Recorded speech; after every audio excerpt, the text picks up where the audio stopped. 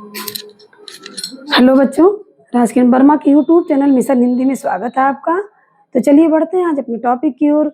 उम्मीद करती हूँ आप लोग स्वस्थ होंगे। आज का टॉपिक है रूढ़ शब्द। इससे पहले हमने आप लोगों को बताया है कि रचना के आधार पर शब्द कितने प्रकार के होते हैं। 3 प्रकार के होते हैं। तो तीनों में से जो पहला है वो क्या है, रूढ़ शब्द। उस रूढ़ शब्द के बारे में आप लोगों को हम संपूर्ण जानकारी देंगे, ठीक है, ट्रिक सहित, ताकि आप लोग देखते ही जान जाइए कि कौन सा शब्द रूढ़ शब्द है। जैसे यौगिक शब्द भी होता है, योग रूढ़ होता है और रूढ़ शब्द होता है। तो हम जिसके बारे में बता रहे हैं ये रूढ़ शब्द है। इसकी पूरी जानकारी आप लोगों को ऐसा बताएंगे कि आप लोग देखते ही जान जाएंगे कि रूढ़ शब्द क्या होता है। चलिए बढ़ते हैं टॉपिक की तरफ। तो पढ़िए, बता रहे हैं आप लोगों को, जिस शब्द का, ठीक है, जिस शब्द का संधि करने पर कोई सार्थक खंड नहीं बनता है, ठीक है, और ये पहले से ही एक विशेष अर्थ वाले होते हैं। देखिए यही हमने लिख के आप लोगों को बताया है कि जिस शब्द का संधि करने पर कोई सार्थक खंड नहीं बनता और वो पहले से विशेष अर्थ वाले होते हैं, यानी वो खुद का अर्थ बताते हैं, अपना खुद का अर्थ बताते हैं, वही रूढ़ शब्द होते हैं, ठीक है। इनका संधि विच्छेद बिल्कुल हो ही नहीं पाता। अगर होगा तो इनका कोई विशेष अर्थ नहीं होगा, अगर होगा तो कोई सार्थक खंड नहीं बनेगा। अब देखिए जैसे में हम आप लोगों को बता रहे हैं कि रूढ़ शब्द का, यदि देखिए यही शब्द हमारे रूढ़ शब्द हैं, यही सब शब्द हमारे क्या है, रूढ़ शब्द हैं। तो अगर इनका संधि विच्छेद किया जाएगा, यानी कि संधि किया जाएगा, तो ये कोई सार्थक खंड नहीं बनेगा। देखिए जैसे पानी है, हाथी है, घोड़ा है, मेज है, आम है, आज है, फूल है, ये सब जो हमारे रूढ़ शब्द के अंतर्गत आ रहे हैं और इनका संधि करने पर कोई सार्थक खंड नहीं हमको प्राप्त होगा। ये खुद पहले से ही एक विशेष अर्थ वाले हैं। देखिए हाथी विशेष अर्थ वाला पहले से ही है, घोड़ा भी है, मेज है, फूल है, आम है, ये सब जो है पहले से ही अपने में एक खुद ही अर्थ बनाए हुए हैं।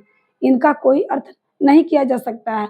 अगर करेंगे संधि विच्छेद हम लोग तो इनका कोई सार्थक खंड नहीं बनेगा।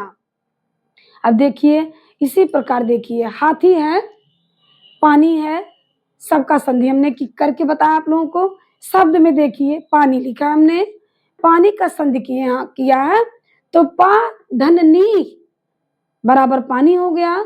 इनका संधि हमने किया पा धन नी बराबर पानी, तो नी का कोई सार्थक खंड नहीं बना, नी का कोई सार्थक खंड नहीं बना।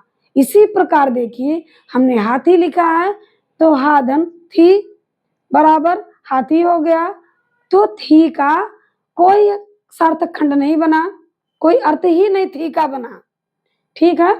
अब देखिए अर्थात इसका अर्थ क्या हो गया कि संधि करने पर कोई सार्थक अर्थ नहीं निकलता है। किसका? रूढ़ शब्द का। रूढ़ शब्द का यही एक ट्रिक समझ लीजिए कि अगर हमने इसका संधि किया तो ये कोई सार्थक अर्थ हमको नहीं मिलेगा। और ये इनका ट्रिक यही है कि ये 2 से 2.5 अक्षर के ही होते हैं। यौगिक शब्द में हमारा उसमें जो है हम संधि करने पर 2-2 शब्दों का हम अर्थ करेंगे, मतलब संधि करेंगे तो सार्थक अर्थ हमको प्राप्त होगा।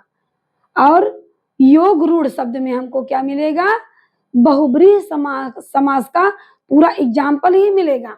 लेकिन योग रूढ़ शब्द जो है ये खुद से पहले एक विशेष अर्थ वाले होते हैं। सारे शब्द देखिए हमारे एक विशेष अर्थ वाले हैं, तो इनको संधि करने की कोई आवश्यकता नहीं। अगर करेंगे भी तो कोई जो है हम लोगों को सार्थक अर्थ नहीं प्राप्त होगा। देखिए जैसे सब हमने आप लोगों को बताया है कि देखिए पानी का, घोड़े का, अगर हाथी, मेज, किसी का भी हमने किया, आधन माँ बराबर आम हो गया, तो इसका संधि करने पर माँ का कोई अर्थ नहीं निकलेगा, ठीक। इसी तरह देखिए फूल है, फूल पहले से एक विशेष अर्थ वाला है। ऐसे ये 2 या 2.5 अक्षर के ही मिलेंगे आपको।